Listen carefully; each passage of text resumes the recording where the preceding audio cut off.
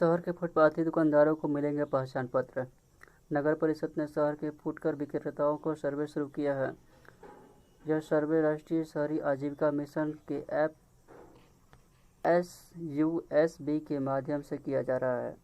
सर्वे करने वाले कर्मी दुकानदार के नाम, पता, परिवार का नाम, कारोबार की पूरी विवरण अंकित करा रहे हैं। कारोबार की फोटो को अपलोड किया जा रहा है। उनका आधार कार्ड का नंबर उन पर अंकित किया जा रहा है। इस मिशन का उद्देश्य शहरों के लाभान्वित स्वरोजगार और कौशल आधारित रोजगार के अवसरों को बढ़ावा देना है, ताकि शहरी गरीब परिवारों की गरीबी और उनकी कठिनाइयों को दूर किया जा सके। राष्ट्रीय शहरी आजीविका मिशन के तहत शहर के फुटकर विक्रेताओं का सर्वे शुरू किया गया। अभी तक 225 दुकानदारों का सर्वे किया गया है, जिसमें 112 लोगों को आई कार्ड निर्गत किया गया है। इसके रोजगार के लिए ठोस पहल की जाएगी। खबर निकल के आ रही है। अब कैमूर पहाड़ी पर फसल उगाएंगे आदिवासी। कैमूर पहाड़ी पर रहने वाले अनुसूचित जनजाति एवं अन्य वर्ग के लोग भी अब कई फसलों को उगा पाएंगे। कैमूर पहाड़ी पर फसल सिंचित करने की व्यवस्था कर दी गई है। मैदानी भागों की तरह कैमूर पहाड़ी पर रहने वाले हर व्यक्ति खेती कर सकते हैं। पहाड़ी पर रहने वाले किसानों के लिए चेक डैम का निर्माण किया जा रहा है। नौहट्टा, रोहतास और तिलौथू प्रखंड क्षेत्र के पहाड़ी हिस्सों में चेक डैम का निर्माण कर पानी स्टोर किया जा रहा है। इससे कैमूर पहाड़ी पर रहने वाले अनुसूचित जनजाति और जाति एवं अन्य वर्ग के लोग खरीफ फसल, रबी फसलों की उगाई कर सकते हैं। 18 नौहट्टा, रोहतास में 12 एवं तिलौथू में 2 जा रही है। मजदूरों को रोजगार देने की कवायद शुरू। प्रधानमंत्री गरीब कल्याण रोजगार योजना के तहत नगर परिषद द्वारा क्षेत्र के प्रवासी मजदूरों को रोजगार देने की दिशा में कई कार्रवाई शुरू कर दी गई है। 22 मार्च के बाद देश में लॉकडाउन को लेकर बिहार के बाहर काम करने वाले प्रवासी मजदूर बड़ी संख्या में अपने घर लौट रहे हैं। प्रथम चरण में प्लम्बर एवं मजदूर को नगर परिषद देगी रोजगार। 2 स्थानों का चयन कर DPR तैयार कर रहा नगर परिषद। कैदी मंगा सकते हैं ऑनलाइन पैसा। कोरोना के चलते मुलाकात पर रोक के बीच जेल प्रशासन ने कैदियों को बड़ी राहत दी है। नाश्ते के साथ जरूर उपयोग में आने वाले सामान की खरीदारी के लिए कैदी चाहे तो अपने घर वाले से ऑनलाइन रुपए मंगा सकते हैं। मुलाकात पर रोक के चलते जेल प्रशासन ने यह व्यवस्था की है ताकि कैदियों को हल्के फुल्के सामान खरीदने में दिक्कत न हो। टीम के खाते में भेजे जा सकते हैं पैसे। मुलाकात के दौरान कैदी के परिजन पैसे लेकर आते हैं। उन पैसों को कैदी के नाम पर जेल प्रशासन के पास जमा करा दिया जाता है। कोरोना के चलते जेल प्रशासन ने मुलाकात पर रोक लगा रखी है। इस वजह से पैसे नहीं पहुँच पा रहे हैं। ऐसे में कैदियों को कैंटीन से सामान खरीदने में दिक्कत आ रही है। प्रशासन ने उसका उपाय ढूंढ निकाला और हर कैंटीन का खाता बैंक से है, जिनके परिजन उसमें पैसे जमा खबर निकल के आ रही है। मुद्रा शिशु लोन योजना में ब्याज दर 2% की छूट। केंद्रीय मंत्रिमंडल ने मुद्रा शिशु लोन योजना में ब्याज पर 2% छूट को मंजूरी दे दी है। सूचना एवं प्रसारण मंत्री प्रकाश जावड़ेकर ने मंत्रिमंडल के फैसलों की जानकारी देते हुए कहा कि इस फैसले से इस योजना के तहत कर्ज लेने वाले करीब 10 लाख लोगों को फायदा होगा। भर में 1 जून 2020 से योजना लागू है और 31 मई 2021 तक चलेगी। इसके तहत इस वर्ष 1540 करोड़ रुपए खर्च किए जाएंगे। नए पासपोर्ट सेवा केंद्र बनेंगे।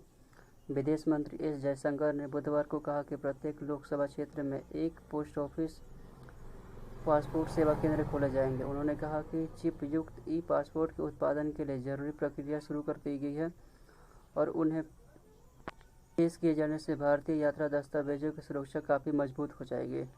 19 में लगभग 1.22 करोड़ पासपोर्ट केंद्र जारी किए गए थे। चिप आधारित व्यवस्था पर काम। जयशंकर ने कहा कि हम चिप सक्षम ई-पासपोर्ट के लिए भारतीय सुरक्षा प्रेस नासिक और राष्ट्रीय सुरक्षा विज्ञान केंद्र के साथ काम कर रहे हैं। इस पासपोर्ट का परिचय यात्रा दस्तावेजों को सुरक्षित और मजबूत करेगा।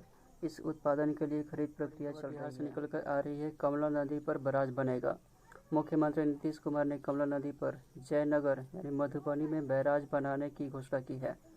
उन्होंने कमला बियर को बैराज में परिवर्तित करने का प्रस्ताव देने का निर्देश पदाधिकारियों को दिया है। उन्होंने कहा है कि बैराज में परिवर्तित होने से सिंचाई क्षमता में भारी वृद्धि होगी, साथ ही उत्तर बिहार और मिथिलांचल के किसानों को फायदा होगा।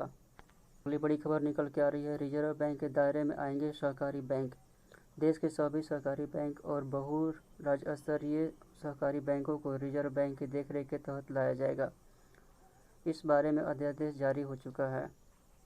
मंत्रिमंडल की बैठक के बाद सूचना एवं प्रसारण मंत्री प्रकाश जावड़ेकर ने बुधवार को कहा कि इस कदम का मकसद सहकारी बैंकों के जमाकर्ताओं को संतुष्टि और सुरक्षा देना है। खबर निकल के आ रही है, दरभंगा एयरपोर्ट जल्द से शुरू कराए मुख्यमंत्री नीतीश कुमार ने बुधवार को दरभंगा जिला के केवटी रनवे एयरफोर्स स्टेशन में निर्माणाधीन सिविल हाई पट्टी एवं एयरपोर्ट टर्मिनल का निरीक्षण किया। निरीक्षण स्थल से ही उन्होंने एयरपोर्ट के निर्माण में आ रही समस्याओं के निराकरण के लिए नागरिक उड्डयन मंत्री हरदीप सिंह पुरी और भारतीय हवाई अड्डा प्राधिकरण के चेयरमैन से दूरभाष पर बातचीत निकल के आ रही है। मेजर जनरल एम इंद्रबालन बने एनसीसी की अपर महानिदेशक।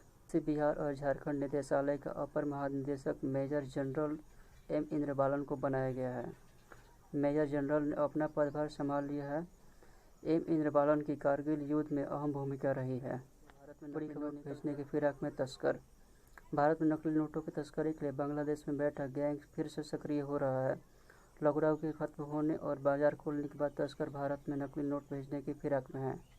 के मुताबिक बांग्लादेश में ISI ने अपना नेटवर्क बना रखा है। इस नेटवर्क के जरिए वो भारत में नकली नोटों की तस्करी। यदि आपने हमारे चैनल को सब्सक्राइब नहीं किया है तो चैनल को सब्सक्राइब कर लें। और इसी के साथ बढ़ते हैं एक अगले खबर की तरफ। 78 करोड़ का चावल पैक्स गोदाम में हो रहा है बर्बाद। 78 करोड़ 30 लाख का पैक्स गोदाम में चावल बर्बाद हो रहा है। पैक्स द्वारा कोऑपरेटिव बैंक से कैश क्रेडिट लेकर किसानों के धान क्रय किए गए थे और SFC द्वारा चयनित मिलरों से चावल तैयार कराकर गोदाम में रखा गया है। जब चावल SFC में जमा कराने का समय आया तो लॉकडाउन लग गया और फिर SFC का बोरा भी समाप्त हो गया। 120 करोड़ रुपए का बकाया राशि है FC पर। तो आज का मुख्य समाचार यही समाप्त होता है। उम्मीद करता हूँ समाचार आपको अच्छा लगा होगा। दोस्तों, यदि चैनल पर नए आए हैं तो चैनल को सब्सक्राइब कर लो और साथ ही बेल आइकन को दबा दें और इसे अपने दोस्तों के साथ शेयर करना ना भूलें। धन्यवाद।